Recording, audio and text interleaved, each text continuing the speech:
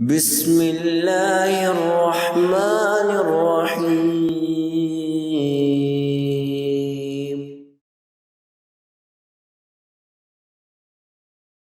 نحمده ونصلي على رسوله الكريم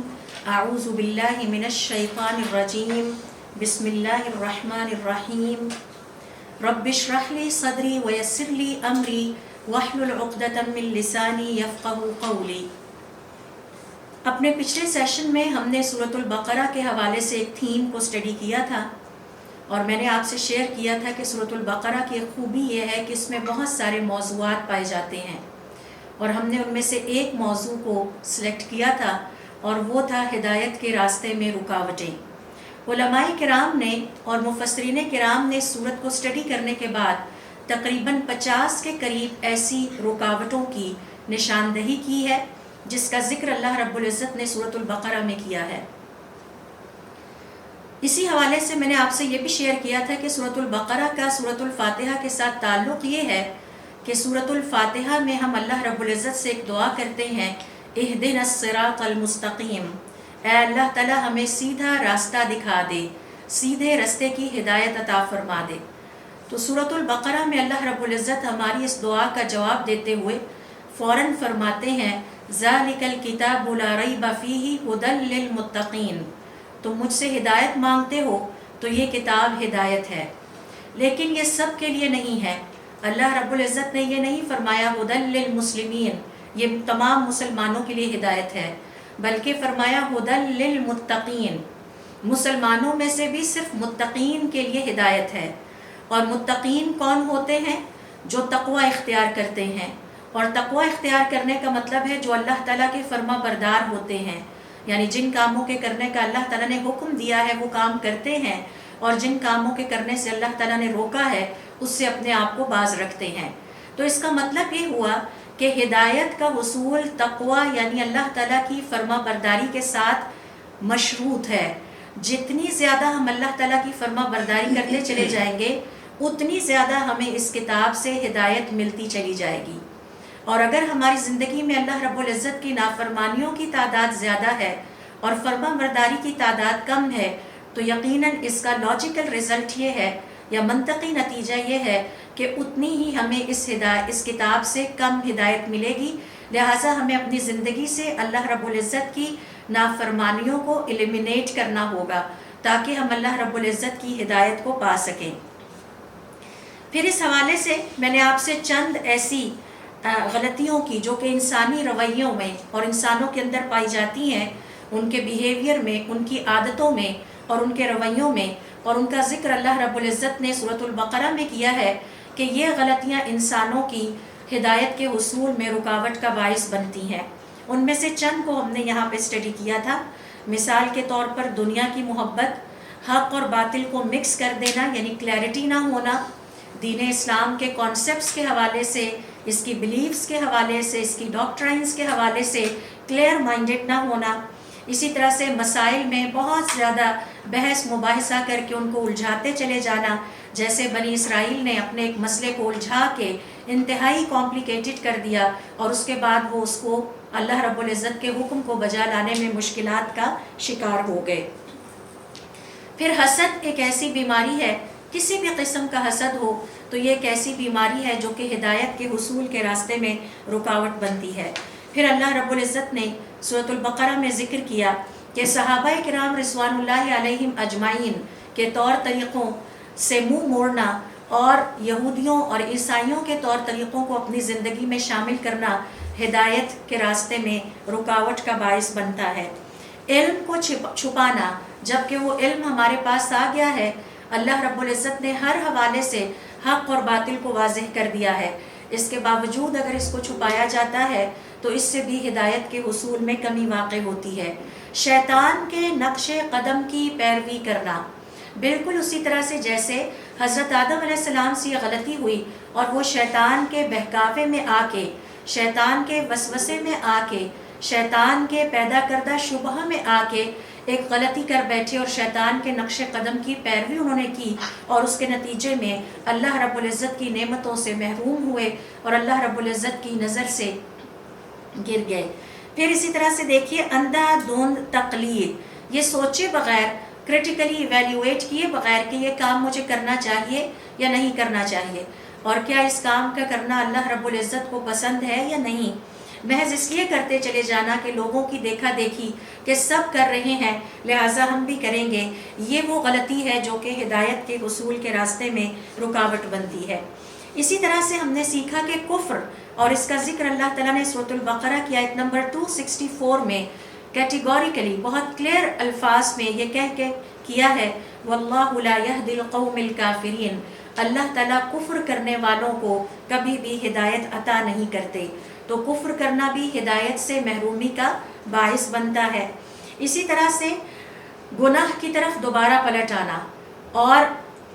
گناہ کرتے ہی چلے جانا، اور اس کا ذکر بھی اللہ رب العزت نے سورۃ البقرہ کی آیت نمبر 275 میں کیا ہے، وَمَنْ عَادَ، اور پھر جو ایک دفعہ توبہ کر کے دوبارہ پلٹ آئے، فَأُولَٰئِكَ أَصْحَابُ النَّارِ، تو یہی وہ لوگ ہیں آگ والے، ہم فیہا خالدون، وہ اس میں ہمیشہ رہیں گے۔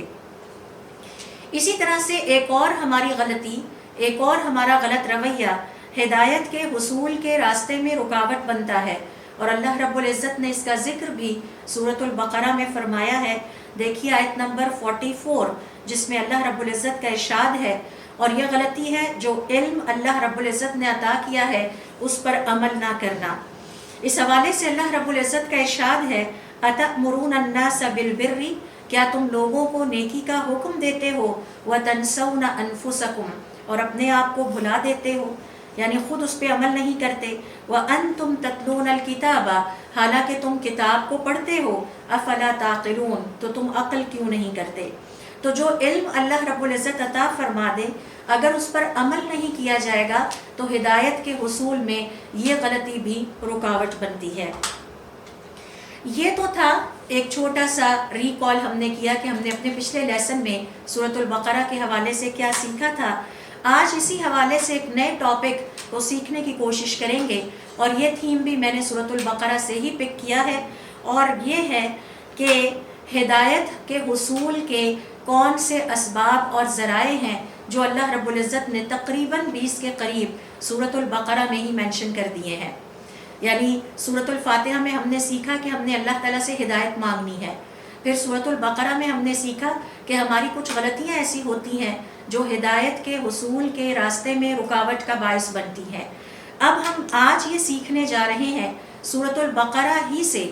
اور اس سے اندازہ لگا لیجئے کہ ہمارے ایک صحابی سورۃ البقرہ کے اوپر 7 سال محنت کرتے ہیں، اسے پڑھنا، اسے سمجھنا، اس پہ غور و فکر کرنا، تدبر کرنا، اور ان کا کہنا ہے کہ مجھے 7 سال لگے، میں نے سورۃ البقرہ کو سمجھا، کیونکہ اس میں بہت سارے موضوعات ہیں۔ تو آج کا جو ہمارا موضوع ہے وہ یہ ہے کہ وہ کون سے ذرائع ہیں، وہ کون سے مینز ہیں جن کو ہم اپنی زندگی میں اختیار کر کے اس بات کی اللہ رب العزت سے امید لگا سکتے ہیں کہ اللہ رب العزت ہمیں ہدایت عطا فرمائیں گے، تاکہ ہم بھی آخرت میں ان خوش نصیب لوگوں میں شامل ہو جائیں جنہیں اللہ رب العزت نے قرآن کریم میں مفلحون کہا ہے، یعنی وہ آخرت میں کامیاب ہو جانے والے خوش قسمت لوگ ہیں۔ تو اس حوالے سے دیکھیے سب سے پہلے اور سب سے بڑا ذریعہ جو ہدایت کا ہے، جس کا ذکر اللہ رب العزت نے قرآن کریم میں سورۃ البقرہ میں فوراً کر دیا ہے، وہ ہے قرآن۔ سورۃ البقرہ کی آیت نمبر 2 ہے جس میں اللہ رب العزت فرماتے ہیں ہدی للمتقین،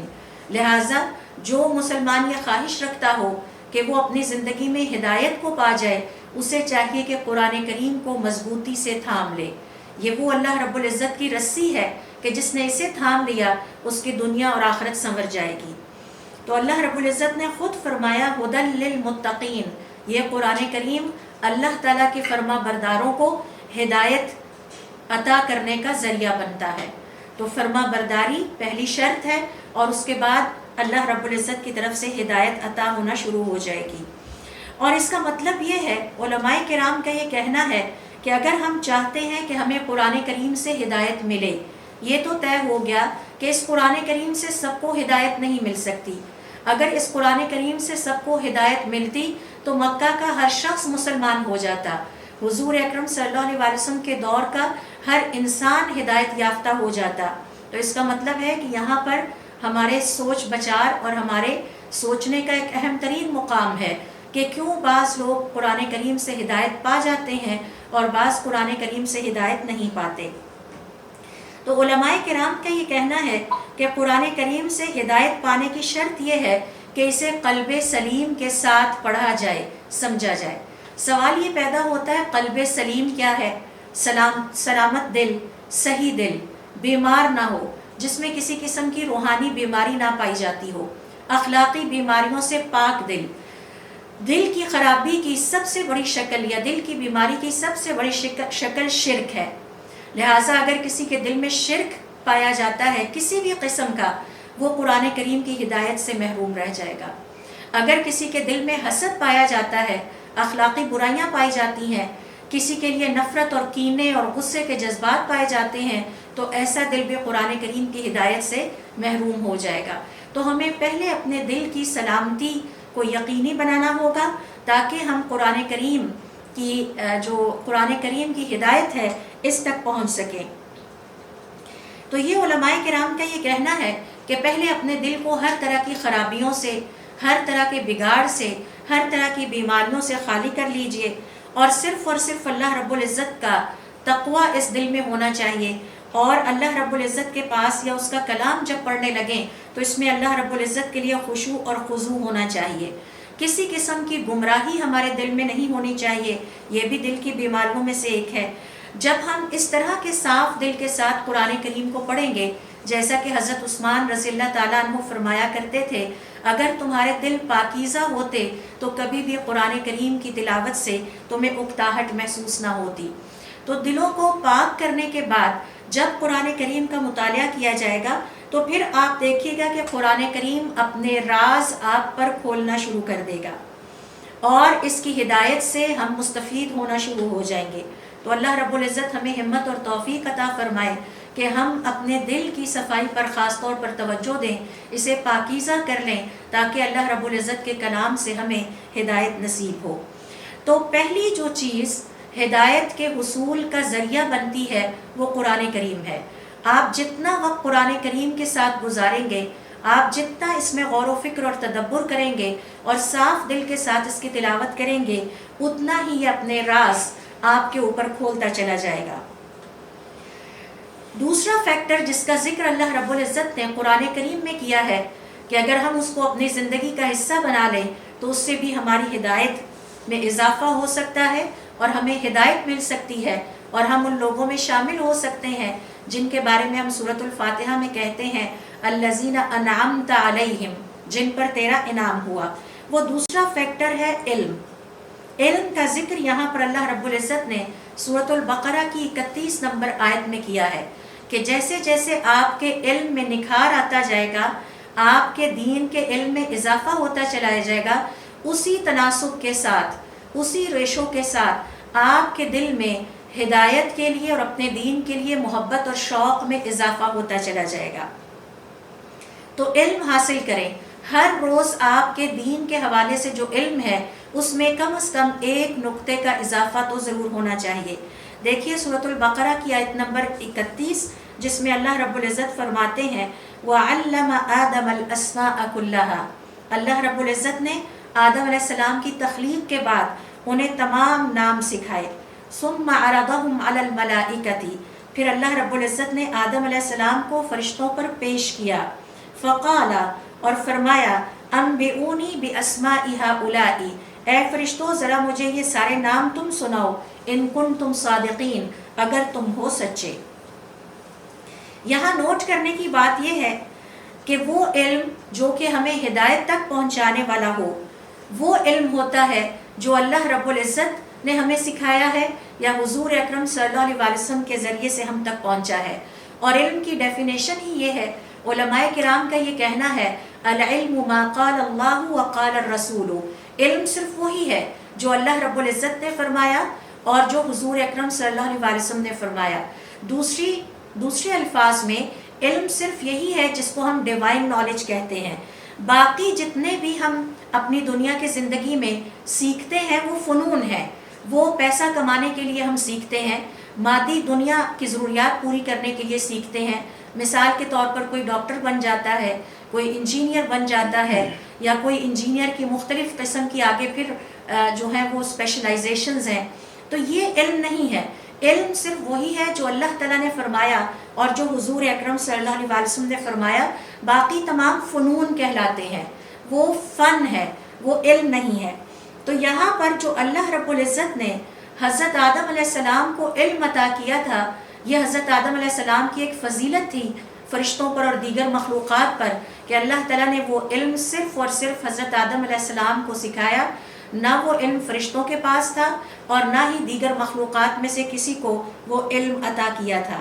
تو اللہ رب العزت نے جو علم حضرت آدم علیہ السلام کو سکھایا تھا، وہ علم اللہ تعالیٰ کے علم سے آیا تھا، یعنی اللہ از سورس آف نالج، اللہ تعالیٰ علم کا سرچشمہ ہے، اور اللہ تعالیٰ نے مجھے اور آپ کو بھی ایک علم سکھایا ہے، اور وہ علم اس کتاب کی شکل میں ہے۔ یہی وجہ ہے کہ اللہ رب العزت اس کے بارے میں فرماتے ہیں لا ریب فیہ، کیونکہ جو علم اللہ تعالیٰ کی طرف سے آتا ہے اس میں کسی قسم کا کوئی شک و شبہ نہیں پایا جاتا، لیکن وہ علم جو انسان اپنے حواس کے ذریعے سے حاصل کرتے ہیں، مثال کے طور پر جب ہم دیکھتے ہیں، آبزرو کرتے ہیں تو ہم نالج گین کرتے ہیں، جب ہم سنتے ہیں تو ہم نالج گین کرتے ہیں، تو یہ علم جو انسان اپنے حواس کے ذریعے سے حاصل کرتے ہیں، اس میں اس بات کی گنجائش ہوتی ہے کہ شاید کہیں نہ کہیں کوئی غلطی ہو، لیکن وہ علم جو اللہ رب العزت کی طرف سے مجھے اور آپ کو عطا ہوا ہے اس کلام کی شکل میں، یا وہ علم جو حضرت آدم علیہ السلام کو عطا کیا تھا اللہ تعالیٰ نے اپنے علم میں سے، جو کہ اس وقت فرشتوں کے سامنے بھی پیش کیا، اس میں کسی قسم کی کوئی غلطی نہیں ہے، کیونکہ اللہ رب العزت پرفیکٹ ایٹریبیوٹس کے مالک ہیں، اس کے عطا کردہ علم میں کوئی غلطی نہیں ہو سکتی۔ تو علماء کرام کا یہ کہنا ہے کہ یہاں علم سے مراد دین کا علم ہے۔ دین کا علم حاصل کریں گے تو جتنا جتنا اس میں اضافہ ہوتا چلا جائے گا، اتنی ہی آپ کی اپنے دین کے ساتھ اٹیچمنٹ میں اضافہ ہوگا، آپ کی سوچ میں نکھار پیدا ہوگا، آپ کے دل میں مزید سے مزید بہتر عمل کرنے کا شوق اور جذبہ پیدا ہوتا چلا جائے گا، اور اس کے نتیجے میں آپ اللہ رب العزت کی ہدایت حاصل کرتے چلے جائیں گے۔ تو یہ دوسرا فیکٹر ہے، یہ دوسرا مین ہے، یہ دوسرا ذریعہ ہے کہ جس کے ذریعے سے ہم نے سورۃ الفاتحہ میں جو اللہ تعالیٰ سے ہدایت طلب کی تھی، وہ ہدایت ہمیں کیسے حاصل ہو سکتی ہے۔ اللہ رب العزت نے اس کا ذکر بھی سورۃ البقرہ میں فرمایا ہے۔ تیسرے نمبر پر دیکھیے، اللہ رب العزت نے تیسرا ذریعہ یا مین ہمارے لیے بیان کیا ہے کہ جو ہدایت میں اضافے یا ہدایت کے حصول کا باعث بن سکتا ہے، اور وہ ہے اللہ رب العزت کی عبادت اور اس کی فرما برداری۔ اور اس کے لیے دیکھیے سورۃ البقرہ کی آیت نمبر 21، جس میں اللہ رب العزت کا ارشاد ہے یا ایھا الناس اعبدوا ربکم الذی خلقکم، اے لوگو جو ایمان لائے ہو، عبادت کرو اپنے اس رب کی جس نے تمہیں پیدا کیا، والذین من قبلکم، اور ان لوگوں کو بھی پیدا کیا جو تم سے پہلے تھے، لعلکم تتقون، تاکہ تمہارے اندر تقوی پیدا ہو، تم اللہ تعالیٰ کے فرما بردار بندے بن جاؤ۔ تو ظاہر ہے جب ہم عبادت کریں گے تو ہمارے اندر اللہ تعالیٰ کی فرما برداری پیدا ہوتی ہے، اور جب ہم اللہ تعالیٰ کے فرما بردار بنیں گے تو اس کے نتیجے میں ہمیں ہدایت اللہ رب العزت کی طرف سے عطا کی جائے گی۔ چوتھے نمبر پر دیکھیے، ہدایت کے حصول کا جو ذریعہ اللہ رب العزت نے سورۃ البقرہ میں بیان کیا ہے، وہ ہے الایمان بما جاء من عند اللہ، اللہ تعالیٰ کے پاس سے جو کچھ بھی آ گیا ہے اب اس پر ایمان لایا جائے۔ اور اس حوالے سے سورۃ البقرہ کی آیت نمبر 26 دیکھیے، جس میں اللہ رب العزت فرماتے ہیں فَأَمَّا الَّذِينَ آمَنُوا، تو رہے وہ لوگ جو ایمان لے آئے، فَيَعْلَمُونَ، تو انہیں خوب پتہ ہے، أَنَّهُ الْحَقُّ مِن رَبِّهِمْ، کہ یہ جو کلام اللہ تعالیٰ کی طرف سے آ گیا ہے یہ ان کے رب کی طرف سے ہے اور یہ حق پر مشتمل ہے۔ أَمَّا الَّذِينَ كَفَرُوا، لیکن جو لوگ کافر ہیں، فَيَقُولُونَ، تو وہ کہیں گے مَاذَا أَرَادَ اللَّهُ بِهَذَا مَثَلًا، اللہ نے کیا چاہا یہ مثال بیان کر کے۔ تو یہاں پر اللہ رب العزت نے ہمارے سامنے دو طرح کے انسانوں کا ذکر کیا ہے کہ جب اللہ رب العزت کی طرف سے کوئی کلام آ جاتا ہے تو یہ اہل ایمان اسے حق سمجھتے ہیں اور اس پر ایمان لے آتے ہیں، جبکہ جو کافر ہیں اس پر بحث کرنا شروع کر دیتے ہیں اور اس کے لیے لاجیکل ریزنز تلاش کرنا شروع کر دیتے ہیں. کیا چاہا تھا اللہ تعالیٰ نے یہ کلام نازل کر کے اور اس میں یہ مثالیں بیان کر کے. پھر اسی طرح سے دیکھیے 5ویں نمبر پر سورۃ البقرہ میں اللہ رب العزت نے جس مین یا ذریعے کا ذکر کیا ہے جو کہ ہدایت کے حصول میں ہمارا معاون ثابت ہو سکتا ہے، وہ یہ کہ اللہ رب العزت کے احکام کو تسلیم کر لینا اور اپنے امور کو اللہ رب العزت کے حوالے کر دینا. اور اس حوالے سے دیکھیے سورۃ البقرہ کی آیت نمبر 32 جس میں اللہ رب العزت کا ارشاد ہے، قالو تو ان سب نے کہا، سبحانکا کس نے کہا؟ فرشتوں نے کہا، اے اللہ تعالیٰ تو پاک ہے، لا علم لنا ہم کوئی علم نہیں رکھتے. یعنی جب فرشتوں نے دیکھا کہ حضرت آدم علیہ السلام کو اللہ رب العزت نے جو علم عطا کیا ہے وہ ان کے پاس نہیں ہے، تو انہوں نے فوراً اس حقیقت کو تسلیم کیا اور اپنے امور کو اللہ رب العزت کے سپرد کرتے ہوئے کہا، سبحانکا اے اللہ تعالیٰ پاک ہے آپ کی ذات، لا علم لنا الا ما علمتنا ہمارے پاس تو اتنا ہی علم ہے جتنا آپ نے ہمیں سکھایا، انکا انت العلیم الحکیم بے شک ہر طرح کا علم آپ کے پاس ہے اور ہر طرح کے حکمت اور وزڈم کو بھی آپ ہی سمجھتے ہیں.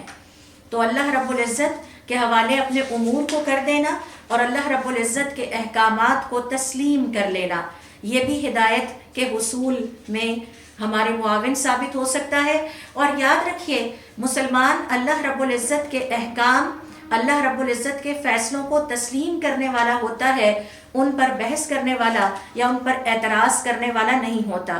اللہ تعالیٰ کے فیصلوں پر اعتراض کرنا اللہ تعالیٰ کی ناشکری ہے، اور اللہ تعالیٰ کے فیصلوں اور اللہ تعالیٰ کی تقسیم اور اللہ تعالیٰ کے احکام کو تسلیم کر لینا شکر گزاری ہے اور عبادت ہے. 6 نمبر پر یہاں اللہ رب العزت نے سورۃ البقرہ میں ایک اور ذریعے کا ذکر کیا ہے کہ جس کو اپنا کر ہم اپنی زندگی میں ہدایت کے حصول کو ممکن بنا سکتے ہیں، اور وہ ہے توبہ. سورۃ البقرہ کی آیت نمبر 37 دیکھیے جس میں اللہ رب العزت نے اس کا ذکر فرمایا ہے، فَتَلَقَّى آدَمُ مِن رَبِّهِ كَلِمَاتٍ جب آدم علیہ السلام کو اپنی غلطی کا احساس ہو گیا،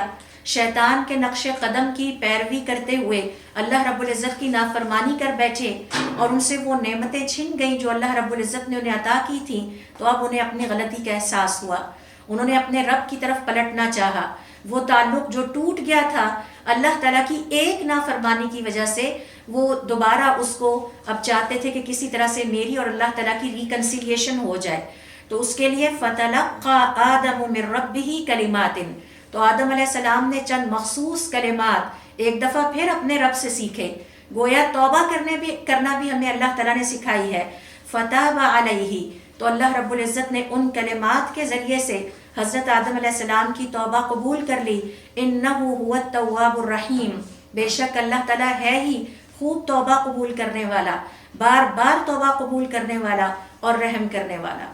تو اگر ہم چاہتے ہیں کہ ہمیں ہدایت عطا ہو تو ہمارا اپنے رب کے ساتھ تعلق بڑا اچھا ہونا چاہیے. جب ہم اللہ رب العزت کی نافرمانیاں کرتے ہیں تو ہمارا یہ تعلق کمزور پڑ جاتا ہے. اب اس تعلق کو مضبوط بنانے کے لیے ہمیں کرنا یہ چاہیے کہ جس وقت ہمیں احساس ہو کہ ہم سے غلطی ہو گئی ہے، ہمیں بار بار توبہ کر لینی چاہیے. ایک شخص نے حضرت حسن بصری رحمت اللہ علیہ سے سوال کیا، میں کتنی دفعہ توبہ کروں؟ میں توبہ کرتا ہوں پھر مجھ سے غلطی ہو جاتی ہے. تو انہوں نے فرمایا توبہ کرنا عبادت ہے، تمہیں بار بار بھی کرنا پڑے تو کرتے رہو یہاں تک کہ شیطان مایوس ہو جائے. تو توبہ کرنا ایک ایسا نیک عمل ہے، ایک ایسی عبادت ہے جو اللہ رب العزت کو بہت پسند ہے. اگر ہم اپنی غلطیوں پر اللہ رب العزت کے سامنے توبہ کرتے رہیں، پریشانی اور پشیمانی کا اظہار کرتے رہیں اور انہی الفاظ میں کریں جن الفاظ میں حضرت آدم علیہ السلام نے کی تھی، تو اس سے بھی ہماری ہدایت کے حصول میں یہ چیز بھی معاون ثابت ہو سکتی ہے. اور یہ اللہ رب العزت نے سورۃ البقرہ کی آیت نمبر 37 میں بیان کیا ہے. 7ویں نمبر پر دیکھیے، اگر ہم چاہتے ہیں کہ ہم بھی ہدایت یافتہ ہو جائیں اور ان لوگوں میں شامل ہو جائیں جن کو کہ اللہ رب العزت نے اپنا محبوب بندہ گردانا ہے اور جن کو ہم سورۃ الفاتحہ میں کہتے ہیں کہ جن پر تیرا انعام ہوا، تو 7ویں نمبر پر ہمیں جو مین اختیار کرنا ہوگا اپنی زندگی میں وہ ہے اس ہدایت کی مکمل پیروی کی جائے جو اللہ رب العزت نے نازل فرمائی ہے. اور اس کا ذکر اللہ رب العزت نے سورۃ البقرہ کی آیت نمبر 38 میں فرمایا ہے، قُلْنَا اهْبِطُوا مِنْهَا جَمِيعًا، ہم نے ان سب سے کہہ دیا کہ اب تم یہاں سے اتر جاؤ، یعنی حضرت آدم علیہ السلام، ان کی زوجہ محترمہ اور شیطان سب کو کہہ دیا کہ اب تم جنت سے چلے جاؤ نیچے زمین کی طرف۔ فَإِمَّا يَأْتِيَنَّكُم مِّنِّي هُدًى، زمین پر میں تمہارے پاس اپنی ہدایت کا پیغام بھیجوں گا۔ فَمَن تَبِعَ هُدَايَ، تو جس نے میری ہدایت کی پیروی کر لی، فَلَا خَوْفٌ عَلَيْهِمْ وَلَا هُمْ يَحْزَنُونَ، تو وہ کبھی بھی نہ خوف زدہ ہوں گے نہ ہی غمگین ہوں گے، نہ دنیا میں اور آخرت میں۔ لہٰذا اگر ہم اپنی زندگی میں اللہ رب العزت کی اس عظیم، اس کے لیے ضروری ہے کہ یہ جو کلام اللہ رب العزت نے خود جسے ہدایت کہا ہے قرآن کریم کی شکل میں، اس کو ہم اپنی زندگی کا حصہ بنا لیں اور اس پر عمل کریں۔ اور یہ ذکر اللہ رب العزت نے سورۃ البقرہ کی آیت نمبر 38 میں فرما دیا ہے۔ 8ویں نمبر پر دیکھیے جو فیکٹر مزید ہمیں ہیلپ آؤٹ کر سکتا ہے ہدایت کے حصول میں، اور اس کا ذکر بھی اللہ رب العزت نے سورۃ البقرہ کی آیت نمبر 45 اور 46 میں کیا ہے، وہ ہے صبر اور نماز کے ذریعے سے مدد مانگنا۔ ظاہر ہے ہدایت کا حصول اتنا آسان نہیں ہے، یہ بہت بڑا آبجیکٹو ہے اور اس کے لیے بہت زیادہ صبر کی ضرورت ہے، بہت زیادہ سیکریفائس کی ضرورت ہے، سیلف ڈسپلن کی ضرورت ہے، اپنی پیوریفیکیشن کی ضرورت ہے، اور اس کے لیے ہمیں کس سے مدد مانگنی ہے، کس سے مدد لینی ہے؟ صبر سے اور نماز سے۔ اللہ رب العزت کا ارشاد ہے، دیکھیے سورۃ البقرہ کی آیت نمبر 45 اور 46، وَاسْتَعِینُوا بِالصَّبْرِ وَالصَّلَاةِ، یہ جو تم مجھ سے ہدایت مانگتے ہو اس کے حصول میں مزید اگر مدد چاہیے ہو تو صبر سے لو اور نماز سے لو۔ وَإِنَّهَا لَكَبِيرَةٌ إِلَّا عَلَى الْخَاشِعِينَ، اور یہ نماز کا پڑھنا ویسے بہت مشکل ہے مگر جو اللہ سے ڈرنے والے بندے ہیں ان کے لیے یہ مشکل نہیں ہوتی۔ الَّذِينَ يَظُنُّونَ، یہ اللہ سے ڈرنے والے بندے کون ہوتے ہیں؟ جو ہمیشہ اس بات کو اپنے ذہن میں رکھتے ہیں أَنَّهُمْ مُلَاقُو رَبِّهِمْ، کہ وہ دن آنے والا ہے جب وہ اپنے رب سے ملیں گے اور اپنے رب سے ملاقات کریں گے۔ وَأَنَّهُمْ إِلَيْهِ رَاجِعُونَ، اور آخر کار تو پلٹ کر انہیں اپنے رب ہی کی طرف جانا ہے۔ لہٰذا یہ جو ہم نے اپنی زندگی کا ٹارگٹ سیٹ کیا ہے کہ ہم نے ہدایت حاصل کرنی ہے، یہ معمولی اور آسان کام نہیں ہے، اور اس کے لیے ہمیں مدد کس سے ملے گی؟ صبر سے ملے گی اور نماز سے ملے گی۔ 9ویں نمبر پر دیکھیے سورۃ البقرہ میں اللہ رب العزت نے ذکر کیا ہے ایک اور فیکٹر کا، ایک اور ذریعے کا، ایک اور وسیلے کا کہ جو ہدایت کے حصول میں ہمارے لیے مددگار ثابت ہو سکتا ہے، وہ ہے اس کتاب اور انبیاء کے طور طریقوں کی پیروی۔ اس کتاب جو اللہ رب العزت نے ہمیں قرآن کریم کی شکل میں دی ہے، اس کی پیروی کی جائے اور انبیاء کرام کی پیروی کی جائے۔ اور ظاہر ہے کہ اللہ رب العزت نے پورے قرآن کریم میں جو انبیاء کرام کے قصے ہمارے ساتھ شیئر کیے ہیں وہ اسی لیے شیئر کیے ہیں تاکہ ہم انبیاء سے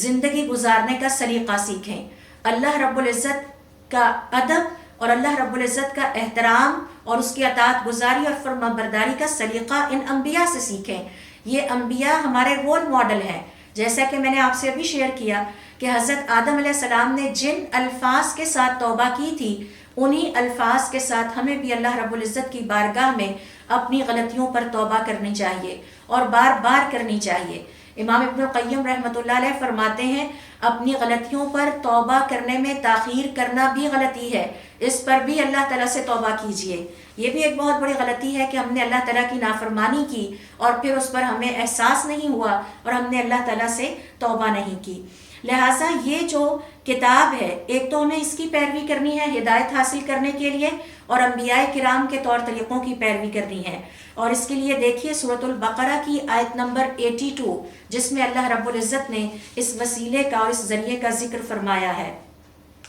والذین آمنوا، اور وہ لوگ جو ایمان لائے، وعملوا الصالحات، اور نیکی کے کام بھی کرتے رہے، اولئک اصحاب الجنت، یہی تو ہیں جنت والے، ہم فیہا خالدون، یہ وہ خوش قسمت ہیں جو اللہ تعالیٰ کی تیار کردہ جنتوں میں ہمیشہ رہیں گے۔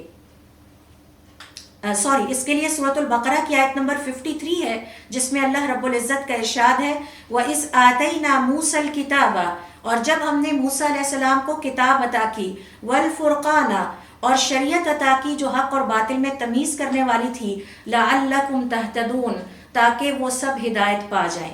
تو حضرت موسیٰ علیہ السلام کے طور طریقوں کی پیروی کرنا، یعنی انبیاء کے طور طریقوں کی پیروی کرنا، اور پھر وہ کتاب جو ان انبیاء کو دی گئی ہے، وہ شریعت جو ان انبیاء کو دی گئی ہے، اس کی پیروی کرنے سے ہدایت کے حصول کی امید کی جا سکتی ہے۔ 10ویں نمبر پر ہے ایمان اور عمل صالح۔ سورۃ البقرہ کی آیت نمبر 82 میں اللہ رب العزت نے اس کا ذکر کیا ہے کہ اگر تم ایمان لے آؤ گے،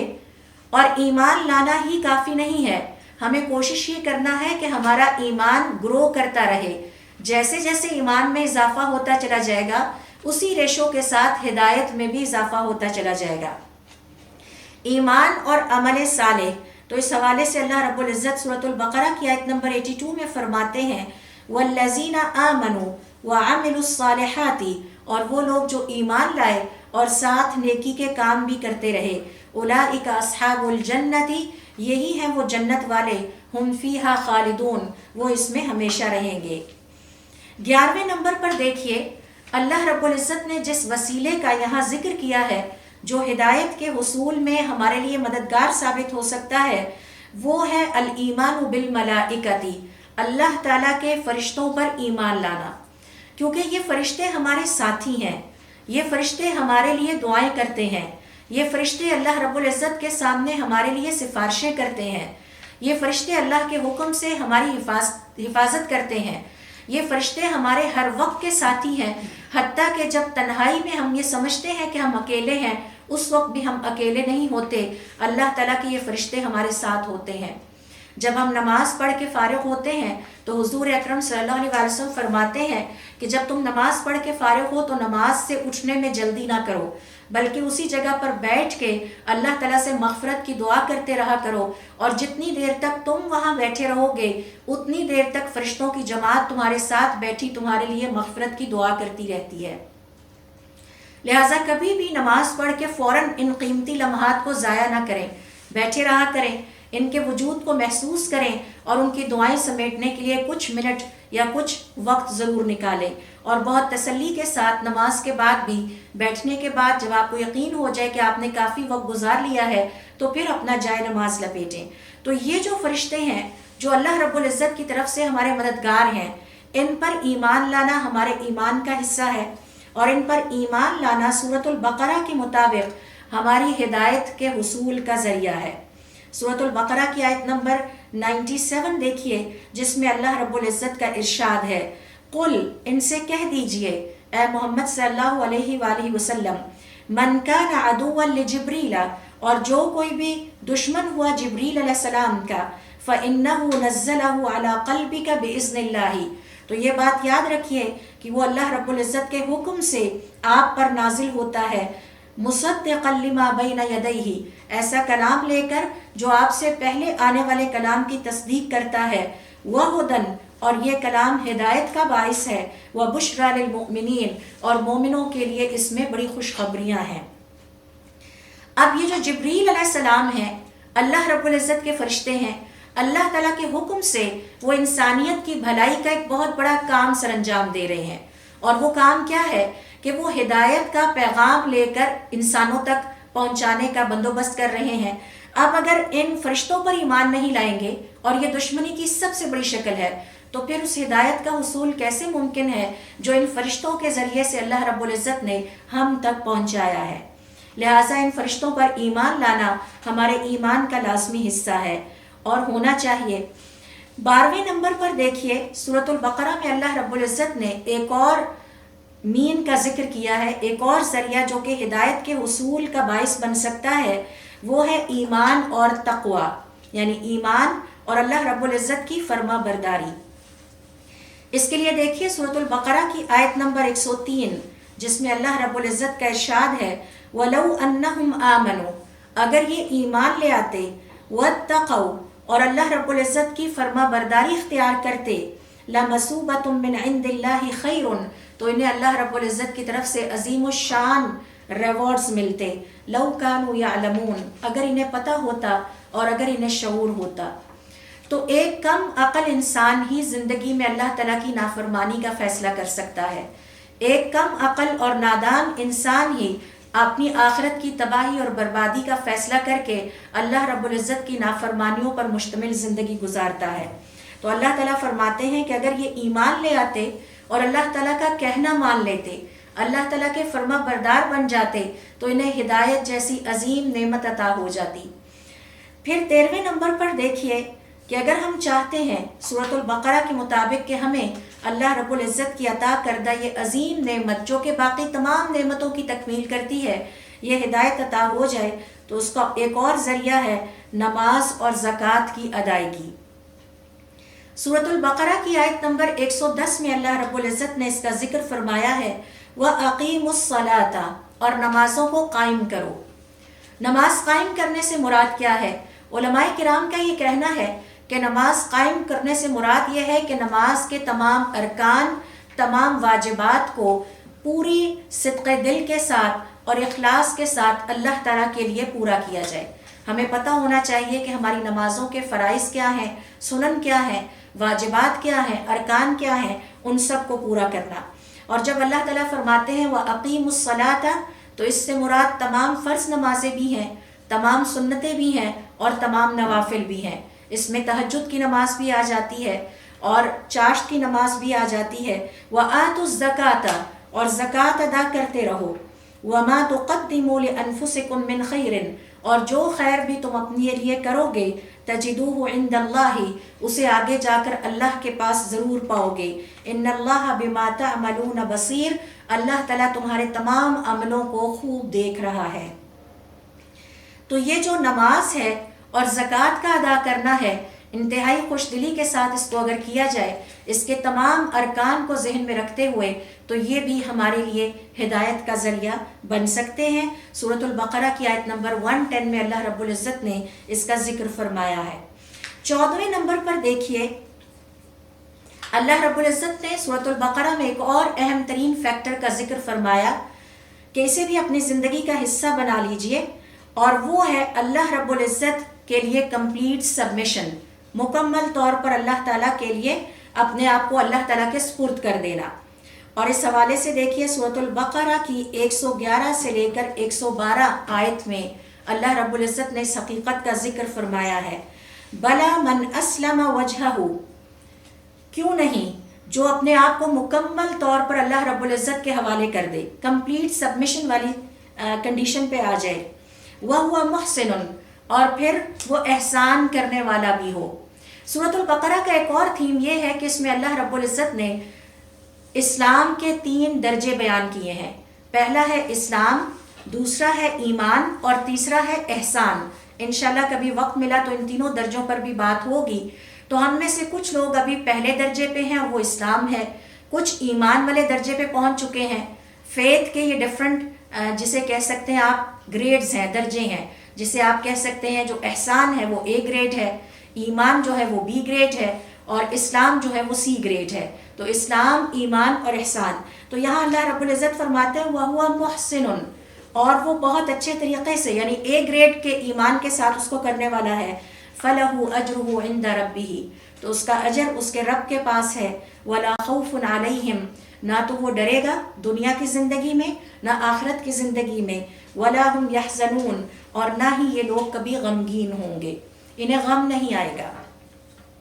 اور یہ ہے سورۃ البقرہ کی آیت نمبر 111 اور 112. 15ویں نمبر پر دیکھیے الاحسان. اللہ رب العزت نے یہاں پر ایمان یا اسلام کے یا دین کے تیسرے درجے کا ذکر کیا ہے جو کہ A گریڈ ہے، احسان. سورۃ البقرہ کی آیت نمبر 112 میں اللہ رب العزت نے اس کا ذکر کیا ہے، اور احسان کی ڈیفینیشن حضور اکرم صلی اللہ علیہ وسلم نے بیان کی ہے ان تعبد اللہ کأنک تراہ،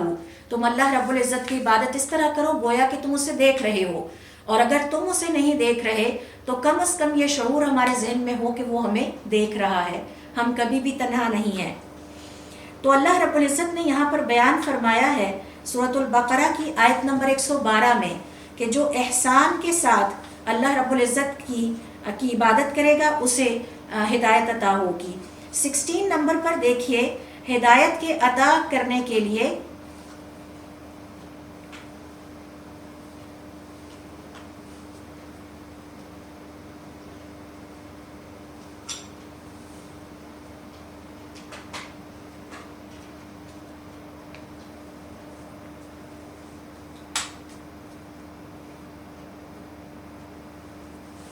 16 نمبر پر دیکھیے، جس ذریعے کا یمین کا اللہ رب العزت نے یہاں پر ذکر کیا ہے وہ ہے اللہ رب العزت کی کتاب کی اس طرح تلاوت کرنا جیسا کہ اس کی تلاوت کا حق ہے، اور اس کا ذکر بھی اللہ رب العزت نے سورۃ البقرہ کی آیت نمبر 121 میں فرمایا ہے۔ الذین آتیناہم الکتاب، یہ وہ لوگ ہیں کہ جن کو ہم نے کتاب عطا کی، یتلونہ حق تلاوتہ، وہ اس کی اس طرح سے تلاوت کرتے ہیں جیسا کہ اس کتاب کی تلاوت کا حق ادا ہونا چاہیے۔ اولئک یؤمنون بہ، یہی وہ لوگ ہیں جو اس پر ایمان لاتے ہیں۔ ومن یکفر بہ، اور جو اس کتاب کا کفر کرے گا، انکار کرے گا، فاولئک هم الخاسرون، تو یہی خسارہ پانے والے لوگ ہیں، یعنی جو اللہ رب العزت کی عظیم ترین نعمت ہدایت کی نعمت سے محروم کر دیے جائیں گے۔ 17ویں نمبر پر دیکھیے، اللہ رب العزت نے سورۃ البقرہ میں ایک اور اہم ترین فیکٹر کا ذکر کیا ہے جو ہدایت کے حصول میں ہمارے لیے مددگار ثابت ہو سکتا ہے، اور وہ ہے ثابت قدمی۔ اللہ رب العزت سے اس کے لیے دعا کرتے رہنا چاہیے۔ سورۃ البقرہ کی آیت نمبر 124 میں اللہ رب العزت نے حضرت ابراہیم علیہ السلام کے حوالے سے اس امپورٹنٹ فیکٹر کا ذکر کرتے ہوئے فرمایا، وَإِذِ ابْتَلَىٰ إِبْرَاهِيمُ رَبَّهُ بِكَلِمَاتٍ، اور جب ابراہیم علیہ السلام کو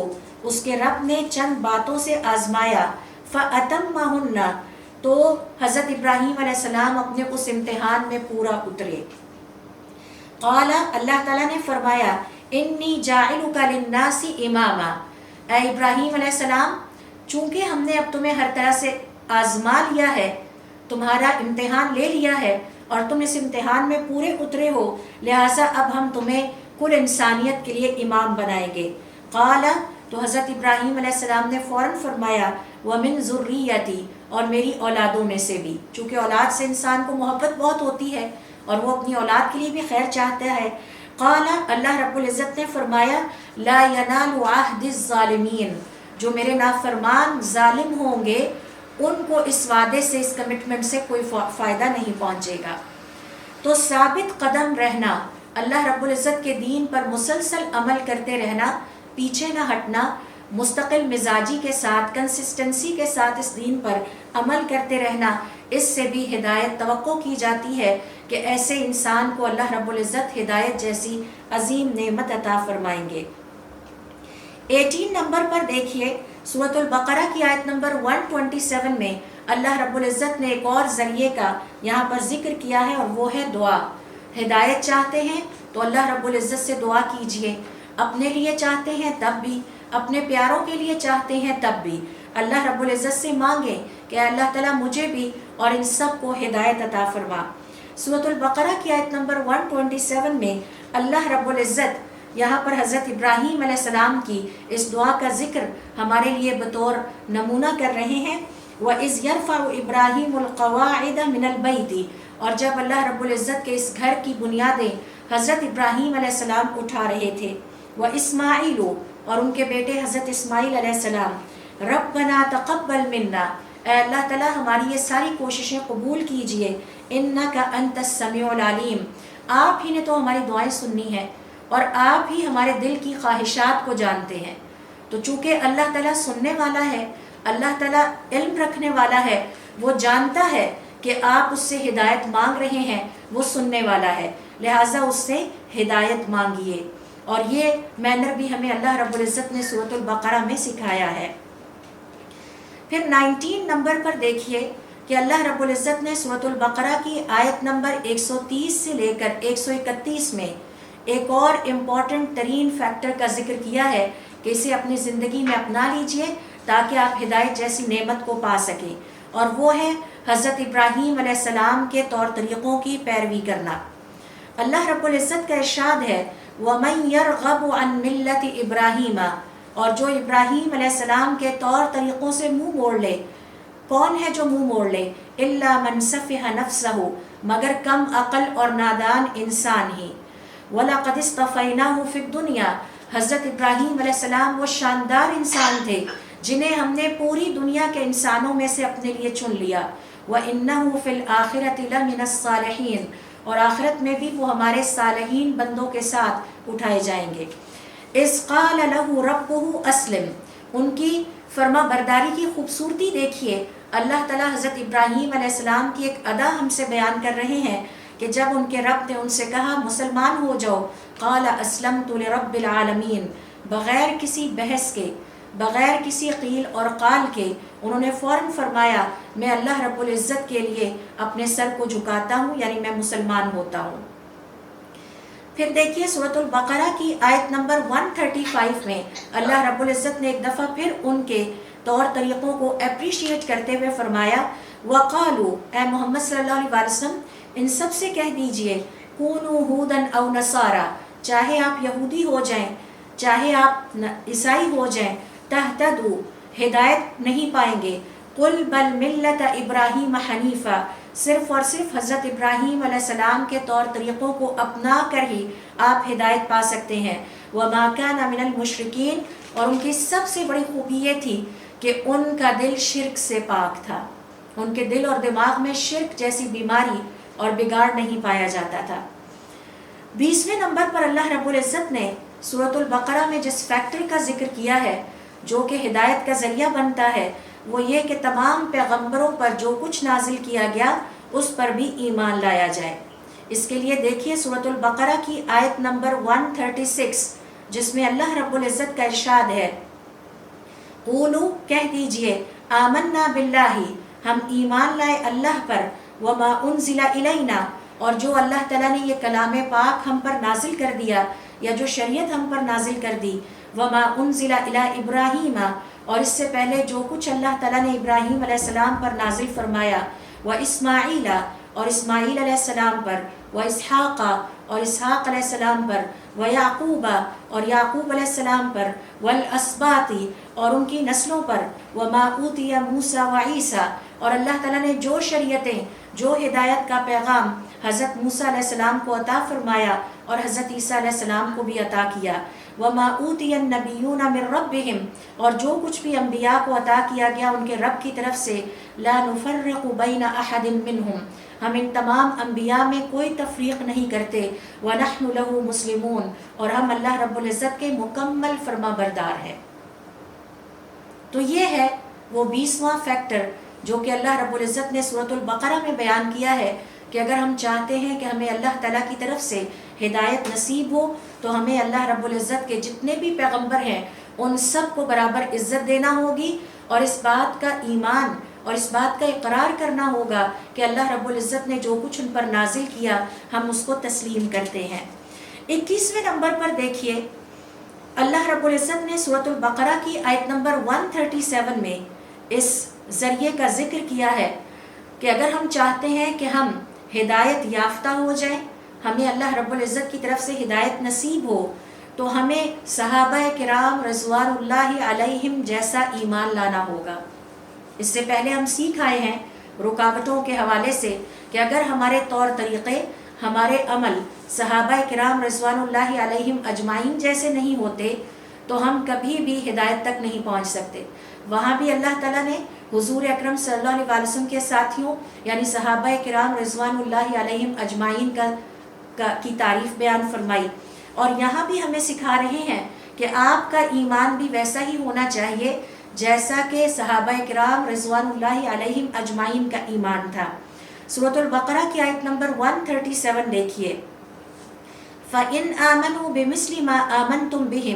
بِهِ، اگر یہ بھی اس طرح سے ایمان لے آئے جیسا کہ تم سب ایمان لے آئے ہو، فَقَدِ اهْتَدَوْا، تو یہ ہدایت پا جائیں گے۔ وَإِنْ تَوَلَّوْا، اور اگر ان سب نے اے اللہ کے رسول اور آپ کے ساتھیوں کے طور طریقے سے منہ موڑ لیا، فَإِنَّمَا هُمْ فِي شِقَاقٍ، تو پھر یہ بدبختی کا راستہ اختیار کر لیں گے۔ فَسَيَكْفِيكَهُمُ اللَّهُ،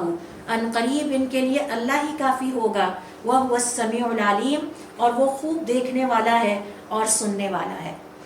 تو یہ ہیں وہ چند فیکٹر جن کا ذکر اللہ رب العزت نے سورۃ البقرہ میں تفصیل کے ساتھ بیان کر دیا ہے، اور اب آپ دیکھیے کہ ہدایت کا یہ جو موضوع ہے اللہ تعالیٰ نے اس کو کتنے ڈیٹیل کے ساتھ ہمارے لیے سورۃ البقرہ میں بیان کر دیا ہے کہ اگر تم مجھ سے سورۃ الفاتحہ میں ہدایت مانگتے ہو تو پھر اس ہدایت کے حوالے سے مندرجہ ذیل باتوں کا تمہیں خیال رکھنا ہوگا۔ سورۃ البقرہ میں اگر ہم دیکھیں تو اللہ رب العزت نے ہدایت کی 4 قسموں کا ذکر کیا ہے۔ ہدایت 4 طرح کی ہوتی ہے۔ کچھ انسانوں کے پاس ہدایت کی صرف پہلی قسم ہے، کچھ انسانوں کے پاس ہدایت کی صرف پہلی 2 قسمیں ہیں،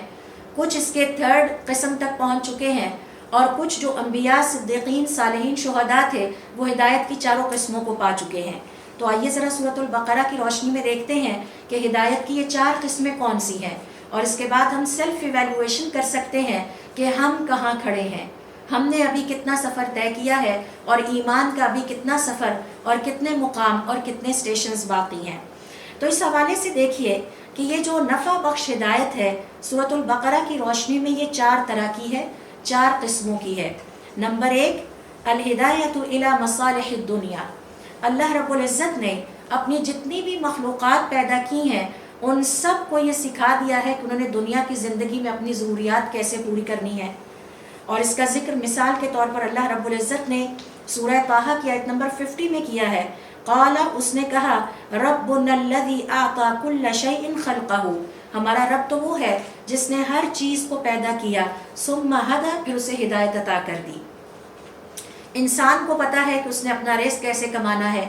حیوان کو پتا ہے کہ اس نے اپنا رزق کیسے اکٹھا کرنا ہے، ایک معصوم بچے کو پتا ہے کہ اس نے ماں کے جسم سے اپنی خوراک کیسے حاصل کرنی ہے۔ تو یہ پہلی قسم کی ہدایت ہے،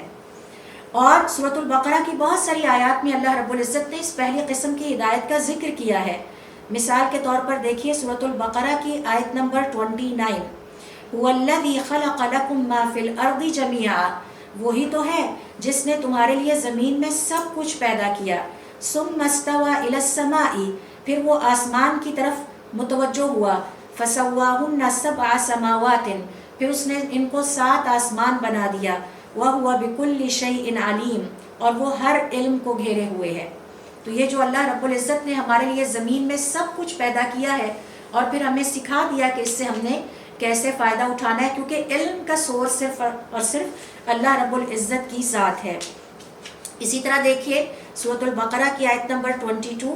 57، 60، 61، مثال کے طور پر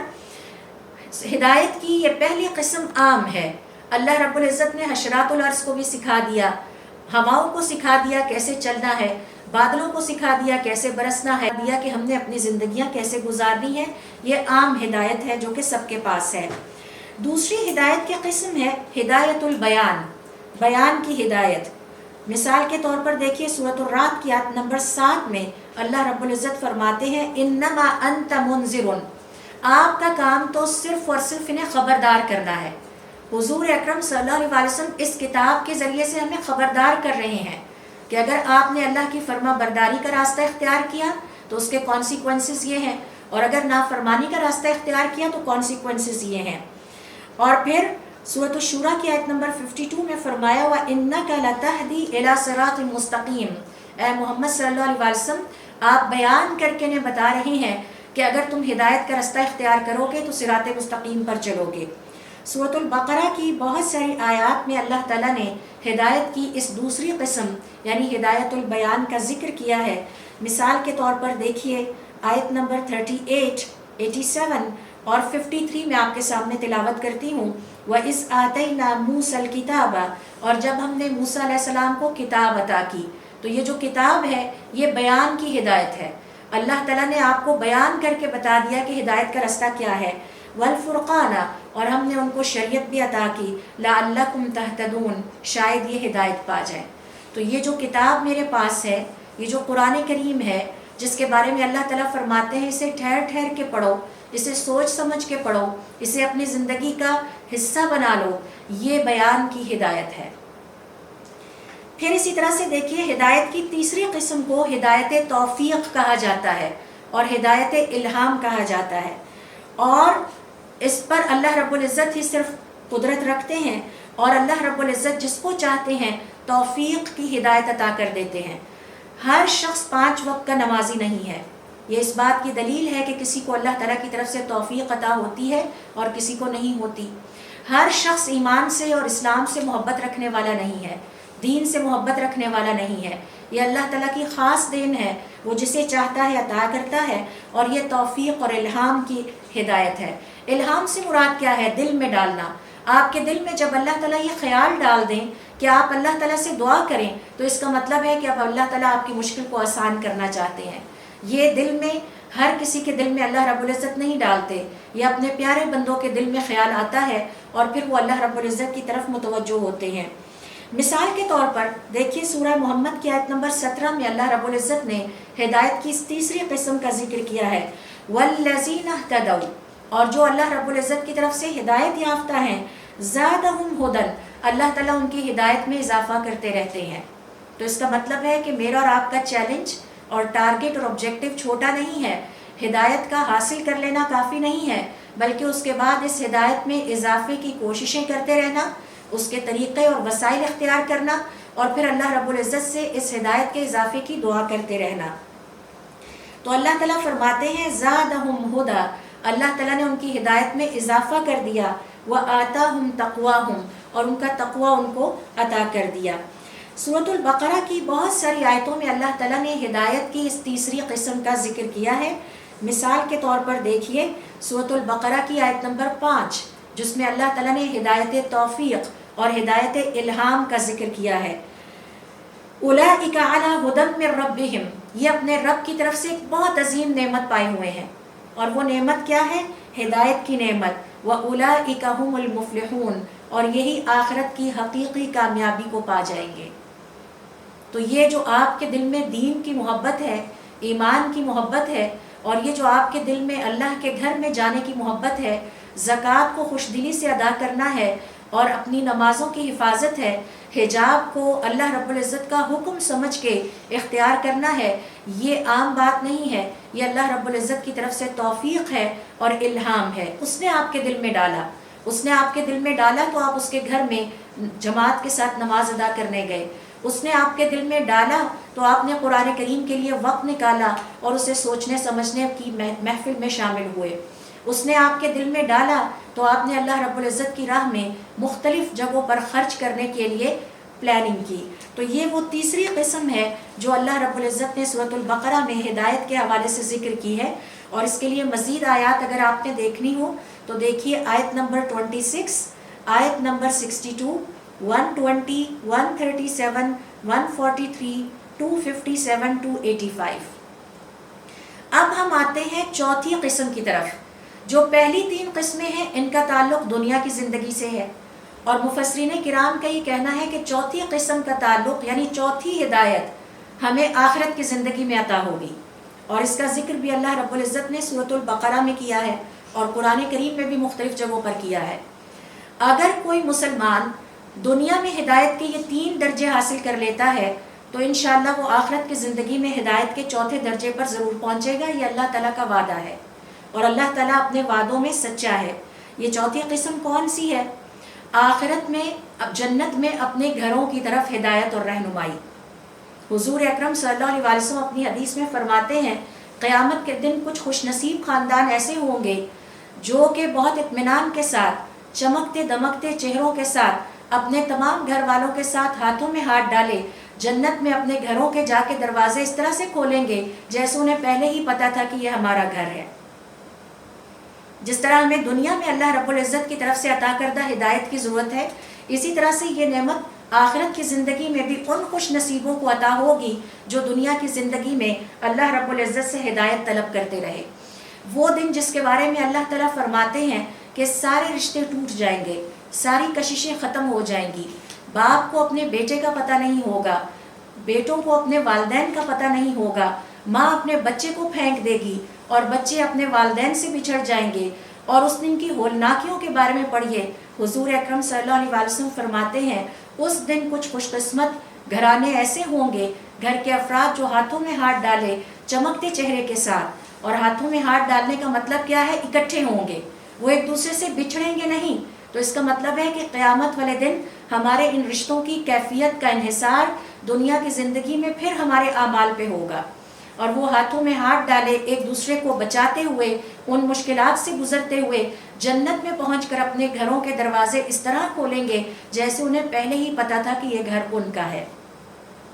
اور یہ ہدایت انہیں آخرت کی زندگی میں عطا ہوگی، اور اس کا ذکر اللہ رب العزت نے قرآن کریم میں کیا ہے کہ آخرت کی زندگی میں جنت کی طرف ہم ان کی رہنمائی کریں گے، ان کی ہدایت کریں گے۔ اور اس حوالے سے دیکھیے سورۃ الاعراف کی آیت نمبر 43 مثال کے طور پر، وَنَزَعْنَا مَا فِي صُدُورِهِم مِّن غِلٍّ، ان کے دلوں میں جو بھی میل کچیل ہوگا وہ ہم صاف کر دیں گے۔ یہ بات یاد رکھیے، جنت میں جانے کی شرط ہے کہ دل صاف ستھرے ہوں، ہدایت پانے کے لیے شرط ہے کہ دل صاف ستھرے ہوں۔ تو اللہ تعالیٰ پہلے ان کے دلوں کو صاف کریں گے، ان کے سینوں کی صفائی کی جائے گی۔ تجری من تحتہم الانہار، ان نہروں سے جو کہ جنت کے نیچے بہتی ہیں۔ وقالوا الحمد للہ الذی ہدانا لہذا، اور پھر جب وہ جنت میں پہنچ کے اپنے گھروں میں داخل ہوں گے تو اللہ رب العزت کی تعریف بیان کریں گے کہ اللہ تعالیٰ نے ہی ہمیں یہ ساری ہدایتیں عطا کی۔ وما كنا لنهتدی، اور ہم کبھی بھی یہ ہدایت نہ پاتے، لولا ان ہدانا اللہ، اگر ہمیں اللہ تعالیٰ ہمیں رہنمائی ہماری نہ کرتا۔ پھر وہ دنیا کی زندگی کی ہدایت کا ذکر کریں گے۔ لقد جاءت رسل ربنا بالحق، دنیا کی زندگی میں اللہ تعالیٰ کے پیغمبروں نے جو نصیحتیں ہمیں کی تھیں وہ حق ثابت ہوئیں۔ تو جب انہیں چوتھی ہدایت عطا کی جائے گی قیامت والے دن اور وہ جنتوں میں پہنچ جائیں گے تو وہ دنیا کی اس ہدایت کا ذکر کریں گے جس کو وہ سورۃ الفاتحہ میں بار بار اللہ رب العزت سے مانگتے تھے، اہدنا الصراط المستقیم، جنت کی طرف، اپنے گھروں کی طرف جانے والا سیدھا راستہ ہمیں دکھا دیجئے۔ ونودو، اور پھر پکارنے والا پکارے گا، ان تلکم الجنت اورثتموہا، یہ ہے وہ اللہ تعالیٰ کی جنتیں جس کا اب تمہیں وارث بنا دیا گیا ہے، بما کنتم تعملون، جو تم دنیا کی زندگی میں کرتے تھے۔ اس کا ذکر اللہ رب العزت نے، یہ جو ہدایت کی چوتھی قسم ہے جو آخرت کی زندگی میں اللہ تعالیٰ کے ہدایت یافتہ بندوں کو عطا کی جائے گی، اس کا ذکر سورۃ البقرہ کی آیت نمبر 25 میں اللہ تعالیٰ نے کیا ہے۔ وَبَشِّرِ الَّذِينَ آمَنُوا، اور خوشخبری دے دیجئے ایمان لانے والوں کو، وَعَمِلُوا الصَّالِحَاتِ، اور جو دنیا کی زندگی میں نیکی کے کام کرتے تھے، أَنَّ لَهُمْ جَنَّاتٍ تَجْرِي مِن تَحْتِهَا الْأَنْهَارُ، کہ ان کے لیے اللہ تعالیٰ نے ایسی جنتیں تیار کر رکھی ہیں جن کی شادابی کی حالت یہ ہے کہ ان کے نیچے سے نہریں بہتی ہیں۔ كُلَّمَا رُزِقُوا مِنْهَا مِن ثَمَرَةٍ، جب بھی انہیں اس میں کوئی پھل دیا جائے گا، قَالُوا هَذَا الَّذِي رُزِقْنَا مِن قَبْلُ، تو وہ دنیا کی زندگی کے پھلوں کو یاد کرتے ہوئے کہیں گے ہمیں دنیا کی زندگی میں بھی یہ پھل دیے گئے تھے۔ پھر آگے فرمایا وَلَهُمْ فِيهَا أَزْوَاجٌ مُطَهَّرَةٌ، وہاں ان کے لیے پاکیزہ جوڑے ہوں گے۔ وَهُمْ فِيهَا خَالِدُونَ، اور اس چوتھی ہدایت کی قسم کو پانے کے بعد وہ ان جنتوں میں ہمیشہ رہیں گے۔ لہٰذا یہ ہے وہ ہدایت کی 4 قسمیں جن کا ذکر اللہ رب العزت نے اختصار کے ساتھ سورۃ البقرہ میں فرمایا ہے اور تفصیل کے ساتھ پھر پورے قرآن کریم میں اس کا ذکر بیان کر دیا ہے۔ علماء کرام کا یہ کہنا ہے کہ ہدا کا لفظ سورۃ البقرہ میں 5 دفعہ آیا ہے، 5 مختلف صورتوں میں اگر آپ دیکھیں، اور پھر اسی طرح سے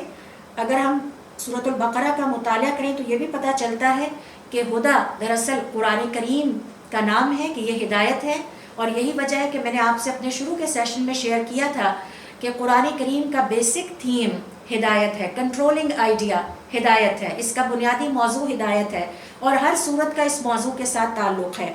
اور پھر یہ سورۃ البقرہ میں اللہ رب العزت نے ہمیں پیغام دے دیا ہے، ہدایت اللہ کے ہاتھ میں ہے، اور اس کو حاصل کرنے کے کچھ طریقے ہیں، وہ تمناؤں اور خواہشات سے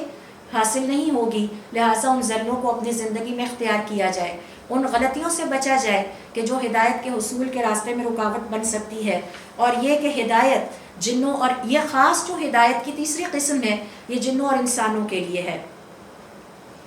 اور سب سے بڑی بات یہ ہے کہ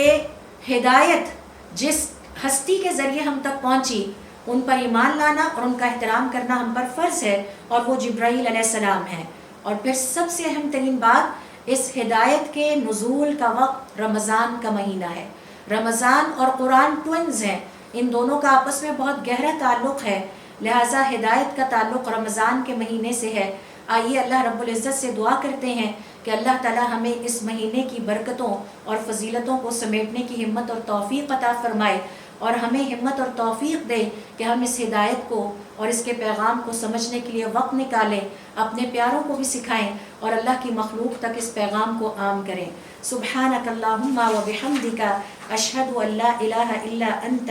استغفرک و اتوب الیک۔